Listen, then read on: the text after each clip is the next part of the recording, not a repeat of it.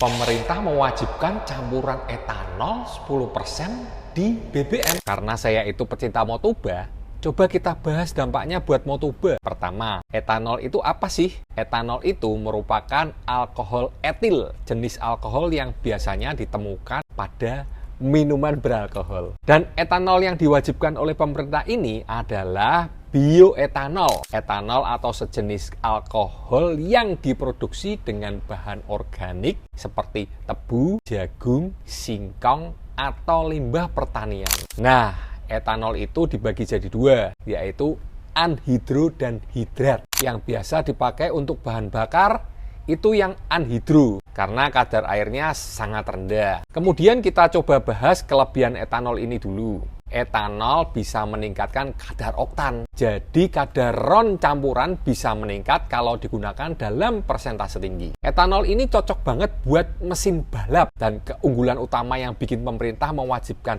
campuran etanol 10% ini bisa mengurangi gas rumah kaca, membuat CO2 yang dihasilkan itu jadi lebih rendah dibandingkan dengan BBM yang tidak menggunakan bioetanol. Sederhananya, lebih ramah lingkungan. Nah, kekurangan dari bioetanol ini, energi yang dihasilkan itu lebih rendah dari bahan bakar fosil. Dan akhirnya bisa bikin bensin kita jadi lebih boros. Setelah itu, etanol bersifat hidroskopis atau mudah menyerap air.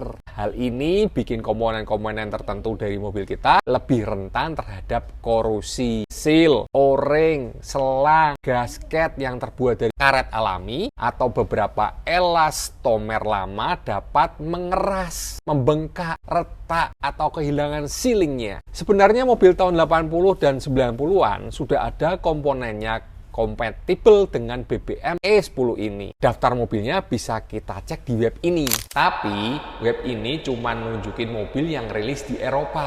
Nggak tahu nih mobil yang dipasarkan untuk Asia sama atau enggak. Atau bisa coba kita cek di buku manual kendaraan kita. Meski begitu, kita tetap harus percaya sama pemerintah. Soalnya program E10 ini nggak yang tiba-tiba tanpa persiapan langsung diterapin BBM E10. Kata Menteri ESDM, ada waktu persiapan 2-3 tahun buat mempersiapkan E10 ini. Dan tentunya pemerintah juga mempertimbangkan user Motoba dong. Iya dong, pasti kita-kita yang penghobi, teman-teman yang make buat harian diperhatiin juga dong. Jadi, Sobat Motoba, jangan khawatir dulu. Pasti pemerintah bakal cariin solusi.